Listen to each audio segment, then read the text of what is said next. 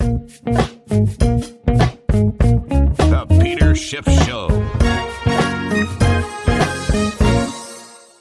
Well, the month of July has come to an end, and it is one of the record books. Thanks to the Federal Reserve, you have both the S&P 500 and the NASDAQ Composite with their highest monthly closes ever. Now, they're not the highest daily closes, but on a monthly basis, these are the highest. The Dow Jones didn't quite make it because, it has too many real companies in it, but the tech stocks were able to help power the NASDAQ and the S&P to new highs. Look at Apple today, another first. Apple is now the world's most valuable company. It was up almost 11% today alone, up 10.74%.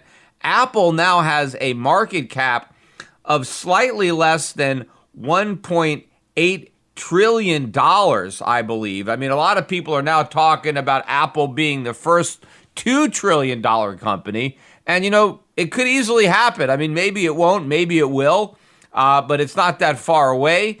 But I remember this harkens back to the dot-com bubble. I remember when Cisco Systems was supposed to be the first $1 trillion company. Now, it never got nearly as close as Cisco is to $2 trillion. But to put that into perspective, the high for Cisco Systems market cap in 2000 was $546 billion. And here you have Apple with a market cap almost 4 times as much at $1.78 trillion. But Cisco never made it to $1 trillion. In fact, it ended up falling back below $100 billion. I forget where the low was for Cisco. It was much lower than where it is now. But even today, 20 years later, and another 2 bubbles later, both the '08 bubble and this bubble, Cisco is barely $200 billion. It's still slightly below a $200 billion market cap, which is 65% below where it was 20 years ago when it was the darling of the dot-com boom. So, Apple, somebody could certainly take a bite off of Apple and it could lose its shine. I wouldn't be surprised. In fact, I expect it to happen eventually, although I'm not willing to call the top, especially when you have the Federal Reserve artificially goosing the markets the way it is. In fact, it's not just stocks that set records, but gold and silver. And these are not just monthly records, but all-time closing records for gold. Gold closed the month with its highest monthly close ever. We are up almost $19 today. We closed at $19.76 per ounce. So less than $20 away from $2,000 an ounce. We didn't take it out this week. I think the odds are we're taking it out next week. In fact, we may take it out Sunday night. It's possible that on Monday, when the U.S. stock market opens for business, if you want to buy gold, you're going to have to pay more than $2,000 an ounce to get it. In fact, this was the 8th consecutive week that gold has gone up. I'm not really sure what the record is, but we're probably closing in on it. Silver also was up for 8 consecutive weeks. The percentage gain, of course, is a lot bigger in silver, but it's not at an all-time record high. In fact, I read this is the best month for silver since 1979, right? That was the year that the Hunt brothers tried to corner the market, right? So this is the best month since then. For gold, it's the best month since 2011. But again, gold is at a record high. Silver is just at its highest monthly close since April of 2013. But I have a feeling silver is going to be taking out a record. Probably not this year. I mean, I don't really expect silver to break above $50 an ounce in this calendar year, although I would not rule it out. It is certainly within the realm of possibility. But I think it's much more probable that silver will crack that record in 2021 rather than in 2020. But of course, the flip side of gold and silver going up is the U.S. dollar going down. And in fact, that's still a better way to look at it. It's not gold that just set an all-time record high. It is the dollar that just set an all-time record low. You get less gold for your dollar than you've ever got before. In fact, I mentioned on one of my earlier podcasts that the very first official price of gold back in 1792 was $19 and I think it was 22 cents an ounce or something like that. Well, gold is now officially more than 100 times more expensive than it was in 1792, which means the US dollar has now lost better than 99% of its original value, thanks to the Federal Reserve. Because until the Federal Reserve came around, as I mentioned on my other podcast, the dollar's value was relatively stable. You could buy the same amount of gold over time. But it's been collapsing more recently, particularly ever since we went off the gold standard in 1971. And I think it's about to collapse completely in the coming years, if we even have years. It may even be months. I mean, who knows at this point? I think we literally are living on borrowed time. This is a game of musical chairs, and the music could stop at any minute. And if you are not in a chair, meaning out of US dollars, then you are out of this game for good. In fact, the dollar index, which measures the dollar's value against a basket of currencies, it declined for the 6th consecutive week. And despite a rebound today, I think there was some short covering in the dollar index today, it was still down on the week. In fact, this was the biggest monthly drop for the US dollar index since 2010. So you got to go back a decade to find a month as weak as the month that we just experienced. And of course, remember, before this month began, there was a lot of bullishness on the US dollar. And as is normally the case, the consensus was wrong. Right? I've been out there talking about how I thought the dollar was going to fall. And it's not just going to fall. It is going to get killed. It is going to collapse. I mean, right now, nobody seems to care. Right? Nobody is worried about the weak dollar. Again, maybe because it's a slow, orderly decline and because people think it's a good thing. Oh, yeah, it's going to help our exports. It's going to be good for corporate earnings. They are only going to worry when it becomes a disorderly crash and it starts disrupting other markets like the stock market. That is going to happen, but I think the dollar is going to crash from a much lower level. I think if you look at a chart, I think maybe around 80. I think once the dollar index breaks below 80, then I think the slow, orderly decline could turn into a very rapid, disorderly crash and be very disruptive for other markets. Now, how long is it going to take for the dollar index to crack 80? Well, at the current rate of descent, it could do it before the end of the year. But if it doesn't do it this year, maybe we get some kind of rally of the dollar, right? Nothing falls in a straight line. You always get rallies in a bear market, just like you always get sell-offs in a bull market. So the dollar could have a rally, although the momentum to me looks incredible. And I think the selling pressure will intensify. But I think once it really starts to crash, then it's going to be a major concern.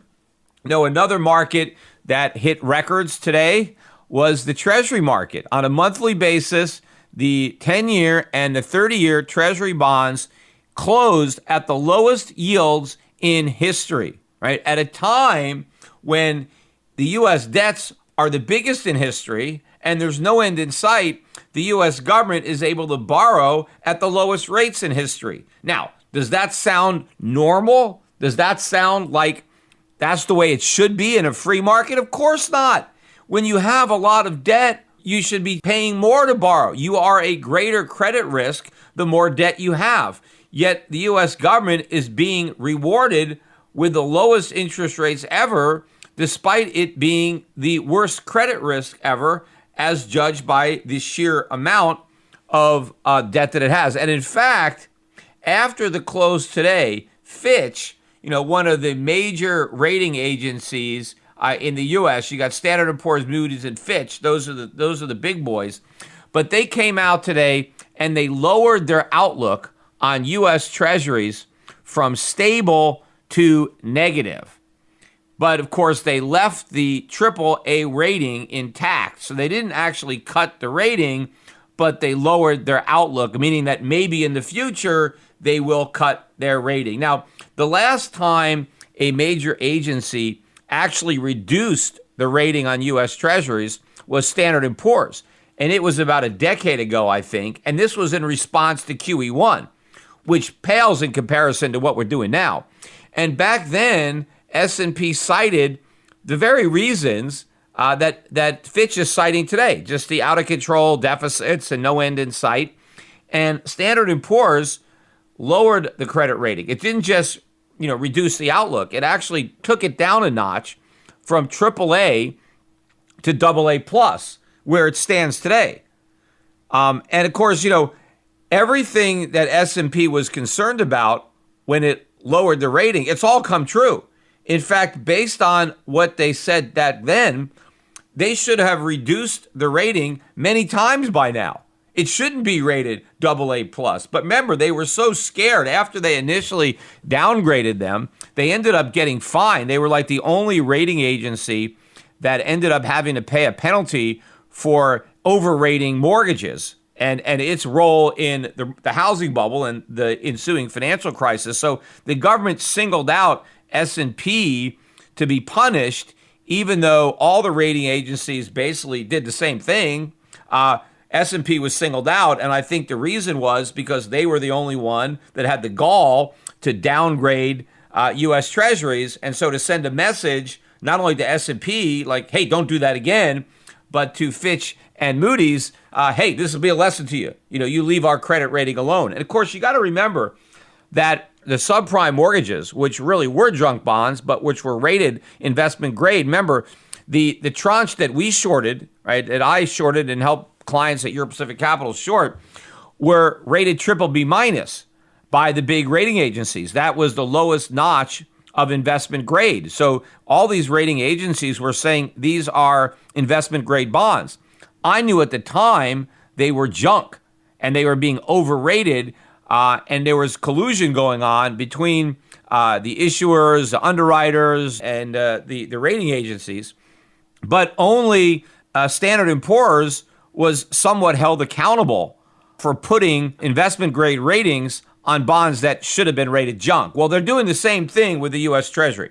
U.S. Treasuries should be junk bonds. I mean, not only should they not be rated AAA, they shouldn't be rated at all, right? And in fact, this is a disparity, right? You've got Fitch lowering the outlook on U.S. Treasuries on the same day that Treasuries closed at their highest price ever on a monthly basis, which means investors, in theory, have the most amount of confidence ever in the credit worthiness of the United States that they're willing to loan the United States money for 10 to 30 years at the lowest rates in history. And that's the same day where Fitch comes out and says, oh no, we're going to lower our outlook because we now think that the U.S. government is in danger of not being able to fully repay its obligations. Of course, I remember, ironically, the last time when S&P actually downgraded U.S. Treasuries, the stock market went down a lot that day. That was like a shot across the market's bow. Like, that came out of left field. Nobody had ever expected it. Because remember, U.S. Treasuries are supposed to be risk-free, right? It's the risk-free rate. And all of a sudden, Standard & Poor's said, wait a minute, they may not be risk-free because they took it down a notch. And so the stock market went down. And investors were so worried about the stock market going down because treasuries were downgraded that they rushed in and bought treasuries. So treasuries actually rallied as a result of their own downgrade, which shows you how ridiculous it is because everybody just looks at U.S. treasuries as being a safe haven. And in fact, they're so blindly, following the crowd that in that circumstance, the U.S. Treasuries actually became a safe haven from U.S. Treasuries. So because you were worried about U.S. Treasuries, you bought U.S. Treasuries, the very instrument that you were worried about, and you bought it as a safe haven from itself, which shows you how absurd this is, that Treasuries can be perceived as a safe haven from themselves. The real safe haven is gold, and that's what the smart money is buying, and I think more of the smart money is going to buy it on Sunday night after the market really starts to digest the significance of the Fitch outlook reduction, which of course is too little too late. It's all meaningless. None of this matters. The only thing more ridiculous than Fitch lowering its outlook on U.S. Treasuries is the fact that it left the AAA rating intact. As I said, it should be junk bond. There is no rating low enough for U.S. Treasuries. They should be given F. Now, obviously, people will say, but Peter, there's no chance that they're going to default. Well, A, we don't even know that. In fact, the U.S. government opened the door recently to defaulting on China. We were saying, hey, we don't like the way the Chinese have been negotiating. We don't like their trade policies. We think they infected us with the China flu, aka coronavirus, COVID-19. Maybe in retaliation, we're not going to pay on the treasuries. We're going to default on those treasuries. So we've actually raised the specter of default ourselves. So you can't really say that there's no chance that the U.S. government will default. And in fact, if the U.S. government does the right thing, and I recognize that's a big if, but if the government does do the right thing, it will default because there's no way to repay. So default is the only honest way out of this mess. But most people think that there's no chance that the U.S. government will ever do the right thing. And so they think they're just going to print. And they think because the U.S. government can print as much money as it wants, well, then it never has to default. And therefore, U.S. Treasuries should be rated AAA. But when you are rating a sovereign that borrows in its own currency, right, you are not supposed to be looking at default. You can assume that the risk of default is zero. What you have to look at when you are rating sovereigns that borrow in their own currency is the future value of that currency. So the rating is not on the bond, but the rating is on the currency that the bond is denominated in and that the lender will be repaid in. You see, not being repaid and being repaid with worthless money are the same thing. And if the U.S. government were to do a restructuring and pay off 50 cents on the dollar, right, everybody would say, oh, that's a huge default. If there was a significant risk that the U.S. government might only pay back 50 cents on the dollar, right, S&P, Moody's, Fitch would all substantially reduce their rating on U.S. Treasuries. Clearly, they're not risk-free if you're going to lose half your money. Well, it's the same thing if the dollar loses half its value and you get paid with money that buys half as much as the money you loaned. And in fact, nowhere is that more obvious than to our international creditors who need to look at the exchange rate between the U.S. dollar and their own currency. If I'm in Europe and I lend somebody U.S. dollars, I have to take my euros and buy the dollars. And in 10 years, when I get paid back dollars and have to rebuy the euros, if I can only buy back half as many euros as I sold to make the loan, I've lost half my money. So I arrived at the same destination regardless of how the government got me there, whether it was through default or through inflation. So what the rating agencies are supposed to be looking at when they decide what rating to put on U.S. Treasuries is, will the U.S. Treasury be able to repay this debt honestly by raising taxes on American taxpayers or reducing government spending on things like Social Security, Medicare, Obamacare, pensions, all that, so that they can honestly free up the money to repay the creditors? Or does the U.S. government have so much debt and lack the political courage to cut spending or raise taxes or even the ability to do it because the American public is too broke to afford the higher taxes? And therefore, will the U.S. government have to resort to a printing press to repay the debt? And the answer to that is obvious. Of course we will. We've already resorted to a printing press right now. The Fed is printing trillions and trillions of dollars right now. If it wasn't, we couldn't meet the obligations on the existing debt, let alone repay it or meet the obligations on additional debt. So clearly, if Standard & Poor's, Moody's, or Fitch were being honest about the outlook for the U.S. dollar, they would, cut the rating on U.S. Treasuries right now. Because there's no way anybody who buys a U.S. Treasury for 10-year maturity or 30-year maturity, even worse, if you hold that bond to maturity, there is no way you're going to get your purchasing power back. There is no way you are going to be whole. And the little teeny bit of interest that you get, at 1% or 0.5% or whatever it is, that tiny bit of interest will be insignificant compared to the purchasing power that you lose for holding that bond to maturity. So the whole thing is ridiculous. These bonds are junk. They are more junk than the subprime mortgages that were junk, but that were rated investment grade. And so maybe, though, just Fitch saying something that should be obvious, right? It's like, the emperor's new clothes. You get one little kid that says, hey, wait a minute, I can't see the suit. The guy's naked. Maybe somebody saying that is enough. So maybe this could be like an emperor has no clothes moment for the U.S. dollar. Most likely not, because, I think it's going to take something more significant than this to get people to see what should be obvious. But eventually it will happen, but it clearly is a negative. And I think it'll be very interesting to watch the markets react on Sunday, because they didn't get a chance to react today because the downgrade of the outlook took place after the close. Despite the run-up in the price of gold and the extremely bullish outlook, watching CNBC again, all I really hear is more reasons not to buy gold. Rick Santelli, who is one of the better guys on CNBC, actually, he's the guy that really got the Tea Party started, although, he drunk the Trump Kool-Aid. And so he kind of dumped his tea away and became a real Trump backer, even as the deficits were soaring out of control in a way that was much bigger than anything he was protesting when the deficits were rising under Obama. But he was on CNBC today warning viewers not to buy gold, talking about how it was overextended and it had gone up so much. And he basically was saying that people who buy gold, like me, I guess, we're not really like investors. It's a religion. We just buy gold on faith out of our religion, and that we're very fickle. And we can have, a conversion at any moment and go for a different religion. And so gold is very risky. And he pointed to the peak in 1980, and he said, look, if you bought gold in 1980, you didn't get back to that same price until about 2004, 2005. In other words, what he's warning people is that if you buy gold today at almost $2,000 an ounce, it could be 20 years, 25 years before you see 2,000 again.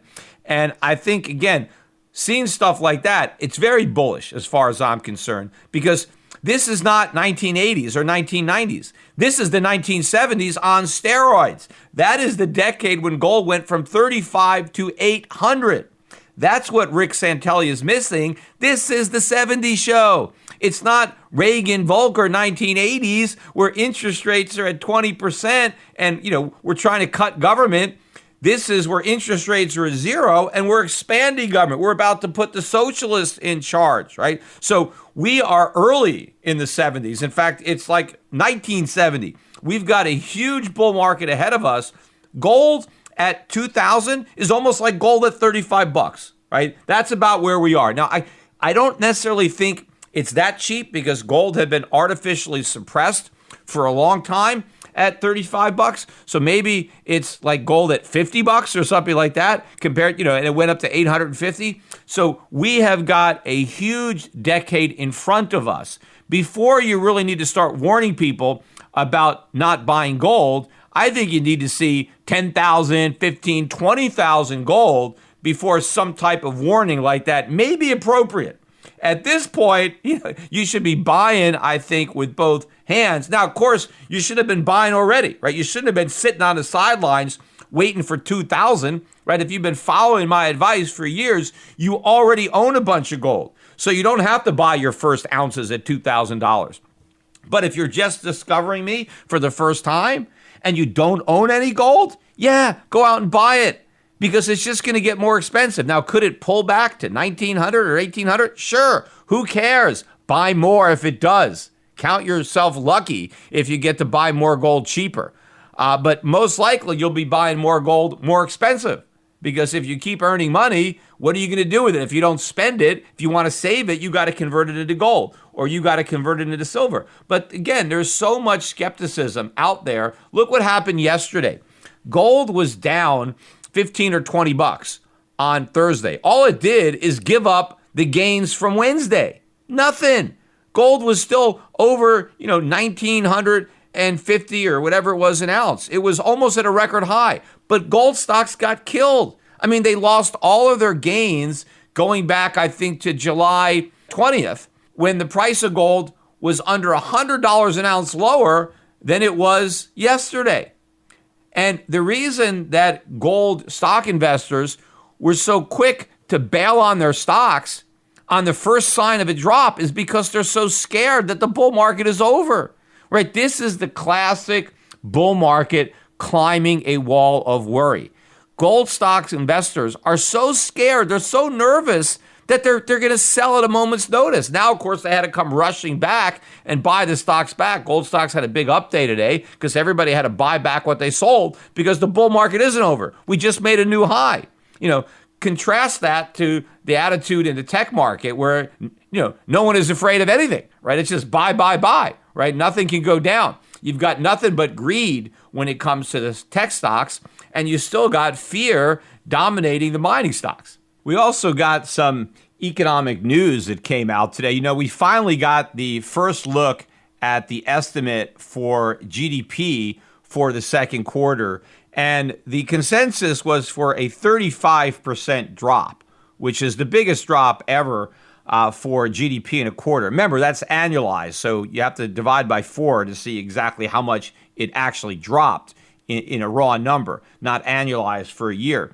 But they were looking for minus 35%, and we got a beat. Hey, the economy only contracted by 32.9%. Fantastic, right? Better than expected, right? Lower expectations make the bar real low, and then you have a shot at exceeding it. Although, again, this is just a first estimate. We have no idea how they're going to revise this. Apparently, one of the reasons it wasn't a lot lower was a big increase in RV sales. I guess I sold my RV a year too early. I was having a hard time selling mine. And eventually I sold it, I think, at a really low price just to get rid of the thing. Maybe if I'd have held on to it, I might have been able to get a better price. Apparently, a lot of people are buying RVs. I don't know if they're buying them to live in them or if they're just going to travel in them because they don't want to use airplanes or other forms of public transportation. So they bought a bunch of RVs. But if not for that, apparently, maybe the number would have been worse than minus 35. But I think the more important number that came out yesterday wasn't the GDP number.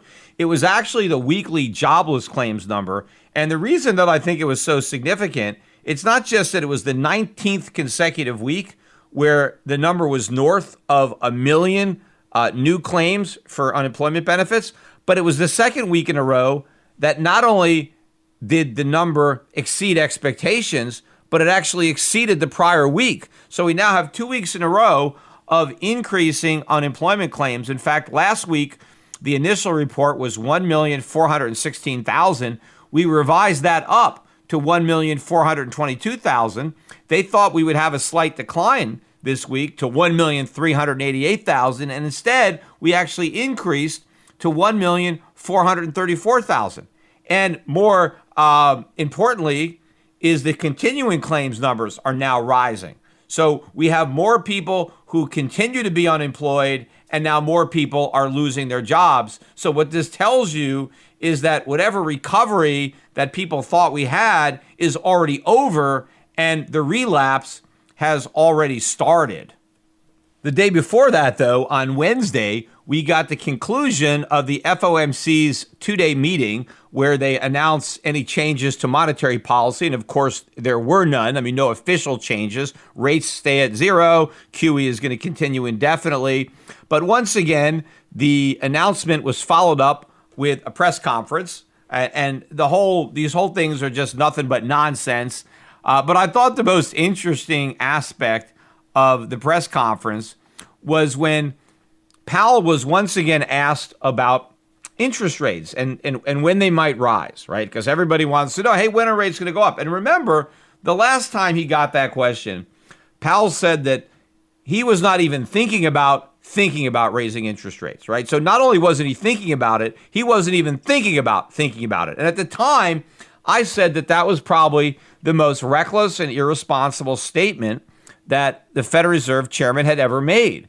Because you would think, and you would want, and you would hope that the Federal Reserve had contingency plans, right? That the Federal Reserve was running all sorts of scenarios and they were playing like what if, like what will we do if this happens, right? So they're prepared for anything, right? Have all these various scenarios and have a plan. So what Powell was saying is the Fed is not even thinking about circumstances that might require a rate hike. And so they're not even thinking about how they would handle that or how the economy might react to a rate hike. Because they must assume that it's impossible, right, for there to be such a scenario. Well, what if inflation does rear its head? Or what if the economy isn't even as weak as they thought, right? What if circumstances play out differently from their most likely scenario? Isn't there some type of circumstance where they might have to raise rates? Basically, what Powell was saying was no, we don't even care what happens in the future. We're not going to raise rates. And so when he got that question again, I guess he wanted to make the point even stronger that the Fed didn't give a damn what happened. So instead of saying we're not thinking about raising rates, this time he said we're not thinking about raising rates. So in other words, he added a third thinking about, which to me is like an unofficial ease, right? Monetary policy just got easier because the Fed is not even thinking about raising interest rates. Now, I don't know if he's going to keep this pattern going and add a fourth or a fifth, but I think we get the message. There are no circumstances where the Fed's going to raise rates. They're telling you that now. And I think the reason the Fed is saying this is because they know that they can't ever raise rates because the whole economy will implode. So they're telling you, it doesn't matter what happens. We don't care how low the dollar goes. We're not going to raise rates. We don't care how high the price of gold goes. We're not going to raise rates.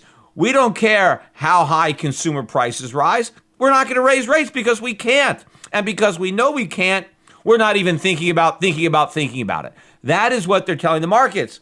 The markets should be thinking, oh my God, I got to get out of the dollar, right? The Fed basically told me, right, what a predicament it's in, that it can't even consider rate hikes because they're impossible. So I'm going to get the hell out of Dodge. I'm going to sell dollars. I'm going to buy gold, right? That is what the Fed is telling you, right? And obviously, some people are listening to what the Fed is saying. That's why gold is going up. That's why the dollar is going down. But more people are going to get the message and gold's going much higher and the dollar is going much lower, and they're going to get there much quicker. And one of the things that's going to help us get there quicker is going to be the extension of the CARES Act, whatever it is that they are going to pass. You don't know yet, but all these benefits are expiring at the end of this month. So they guess they got to work over the weekend for some temporary extension so the voters don't lose out on their $600 a month checks or any other benefits. You know, I read, too, that somebody slipped into one of these things. They want to make it again so that businesses can fully deduct business meals. You know, they changed that. They used to be fully deductible. So if you took a client out to lunch or out to dinner, you can deduct the cost of the meal. And then they changed it so that you can only deduct half the cost of the meal, which obviously made eating in restaurants more expensive because more of the cost was borne by the business.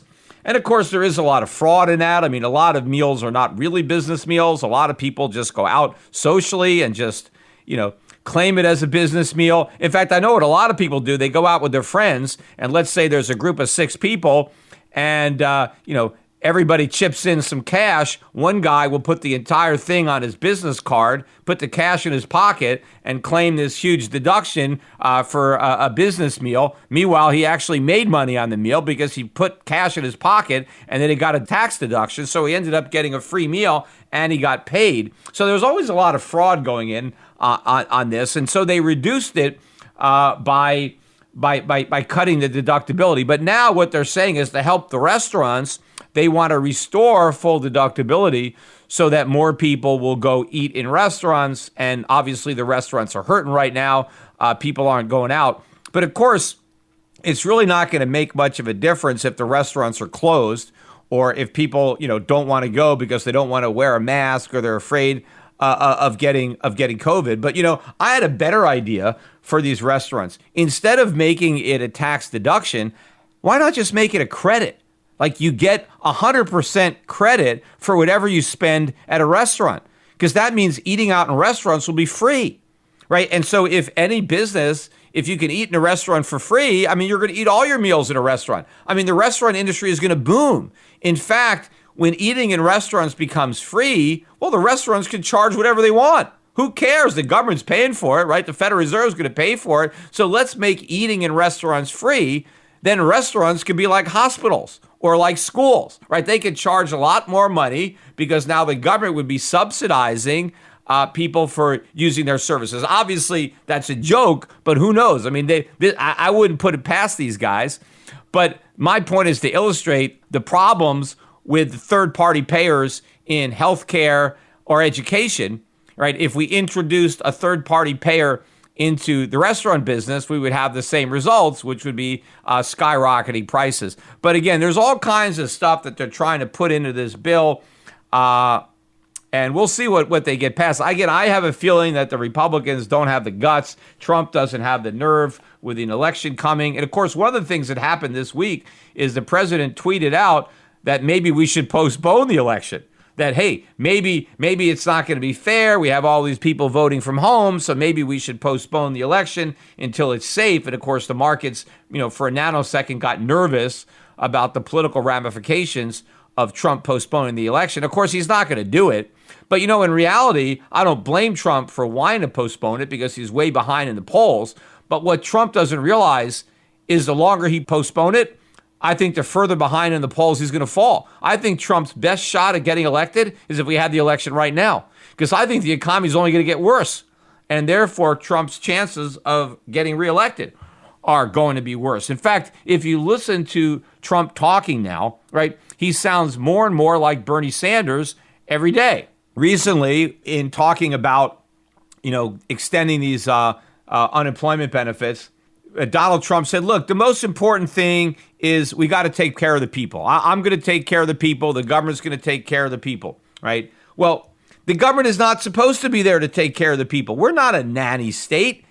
The people are supposed to support the government. Yet Donald Trump believes that the role of government in the United States is to support the people. It's not. The people are supposed to support themselves. And the government doesn't have any money. See, that's what Donald Trump doesn't seem to understand. The government can't support the people when it's the people's money that the government needs to support anything. So if Trump wants the government to support the people, whose money? Which people are going to pay to support the other people?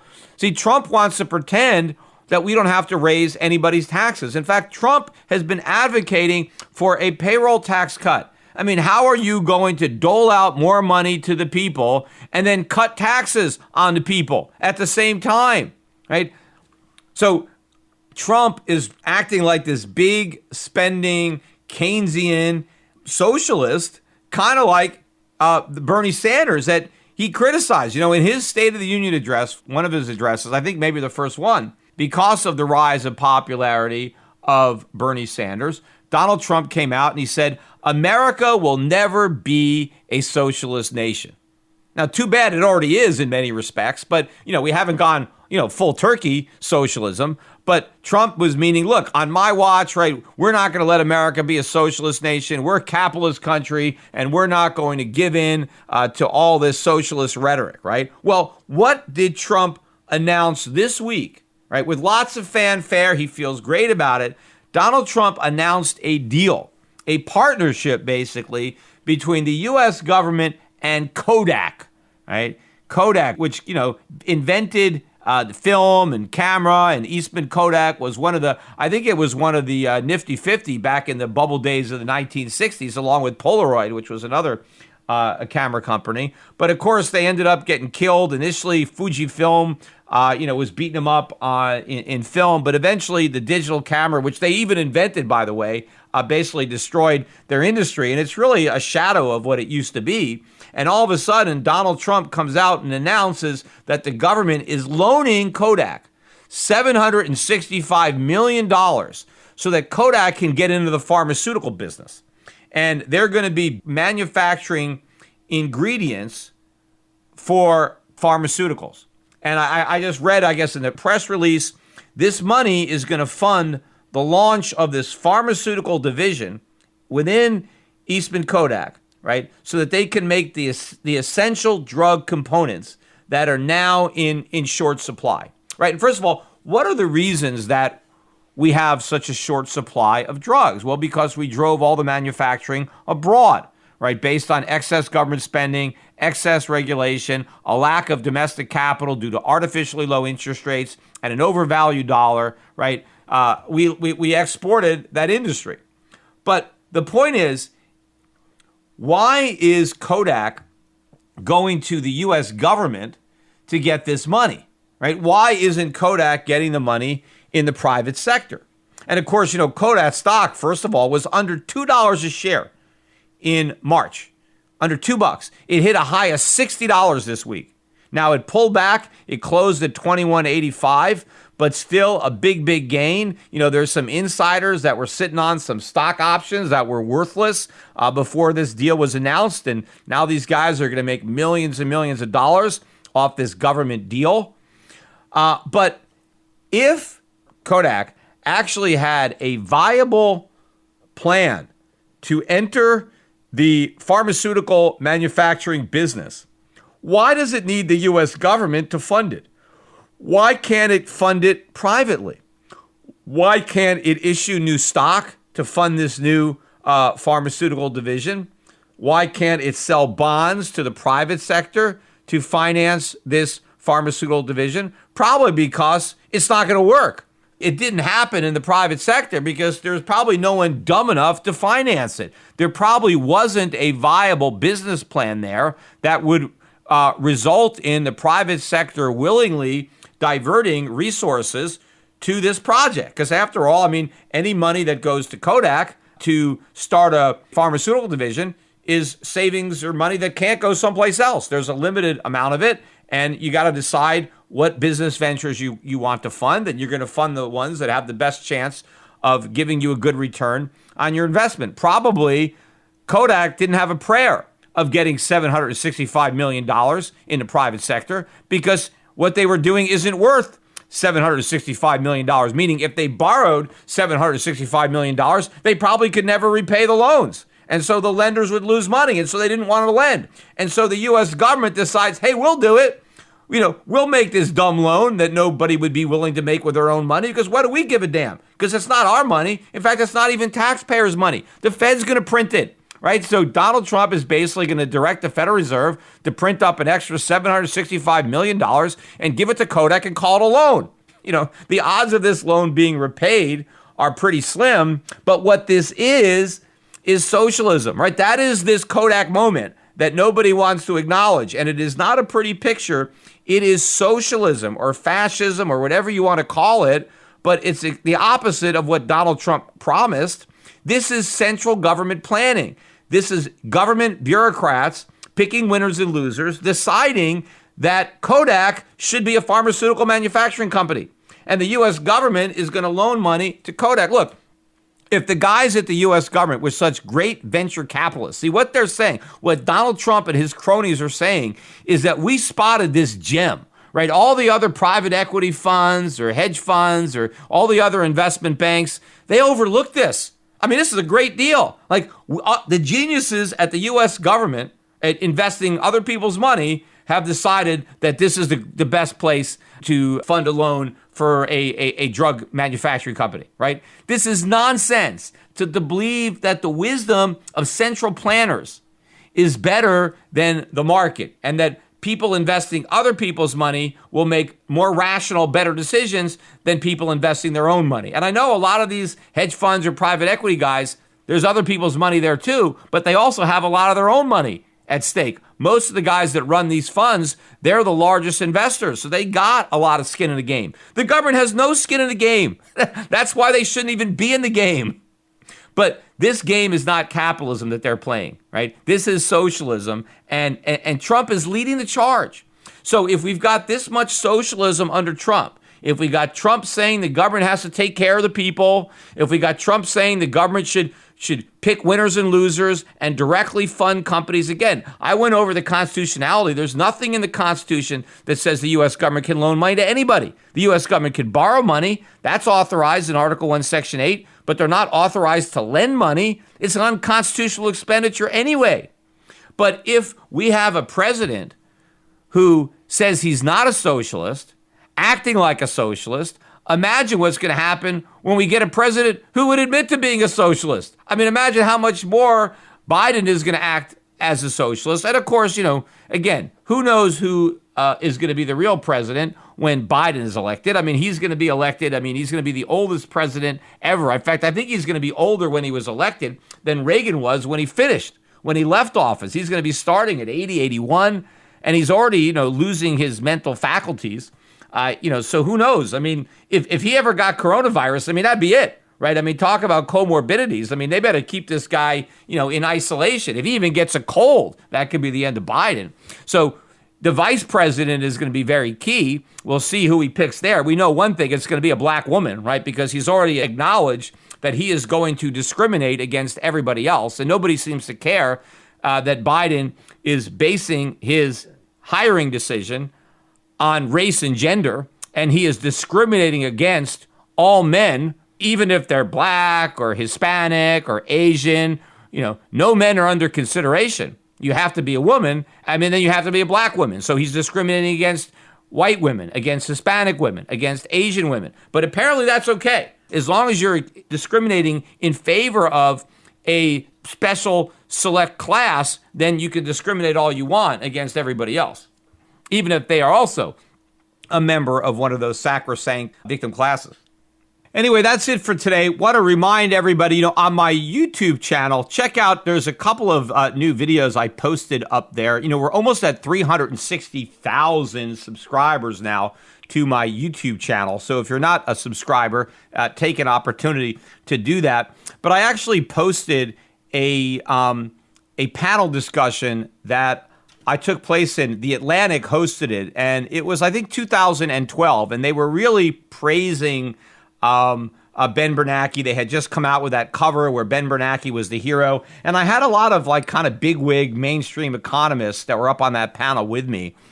And I remember, some people made a video way back when. A couple of them got a lot of views. But I had never had the video on my YouTube channel. And when someone had sent it to me again, I looked at it, and there were so many things that I said during that panel that were so appropriate to right now, because really what I was talking about was the next crisis that was being created by the Fed. And the next crisis is about to happen. Now, when I was doing that panel, I believed that the crisis that the Fed was creating was going to happen sooner. Right? Instead, it's happening later. So there was a longer gap between the mistakes that the Fed made following the 2008 financial crisis and the payback, right? They sowed the winds a long time ago, and it's taken longer than I thought to reap the whirlwind, but now it's going to come even bigger than I ever thought. So I thought that it was a particularly good time to upload that discussion, that panel, onto my YouTube channel, so it's there.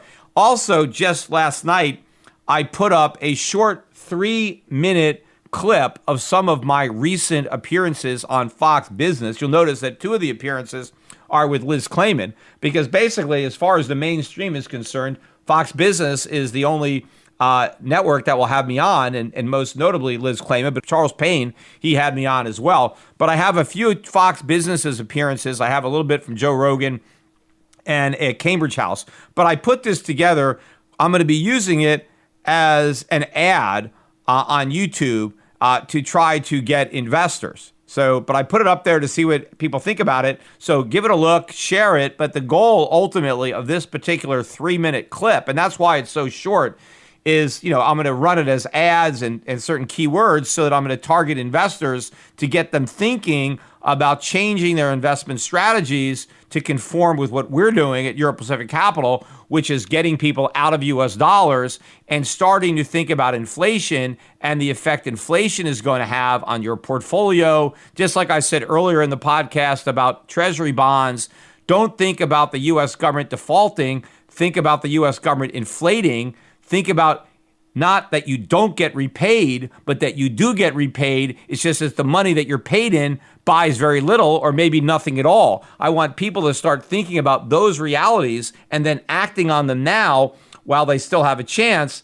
by opening up accounts with me so I can get them out of the dollar and build foreign portfolios, get them dividends coming in foreign currencies, get them some exposure to precious metals and mining stocks. So if you haven't already done that, do it yourself, but you can also share this link with your friends, and maybe they'll end up becoming clients of Euro Pacific Capital as well. And by the way, I am now up to 40,000 followers on Instagram. Thanks to everybody who is now following me. But, still I got a bunch of slackers because, again, I'm at, getting close to 275,000 Twitter followers. And as I said, almost 360,000 YouTube subscribers, 40,000 Instagram is pretty pathetic. So I got a much larger audience out there. And I know you guys are using Instagram, right? Instagram is very popular. And so you're on Instagram, just go to Peter Schiff and follow me. I am cooking up some really good content. In fact, I think we just brought on a guy full time who is going to be helping me with content for Instagram. I really want to try to utilize that platform. My wife in particular is very excited. She's been really pushing me about Instagram. And so I'm doing it. But obviously, the more people who are following me on Instagram, the more effective I'm going to be because now I have a bigger base that can help me spread the message. So I really want to get up to 100,000 at a minimum followers on Instagram. So if you're not following me and you're on Instagram, do it. And if you're not on Instagram, well, just get on Instagram. Just sign up for the specific purpose of following me. That's it for now. Have a great weekend, everybody. And again, it could be a very interesting Sunday night.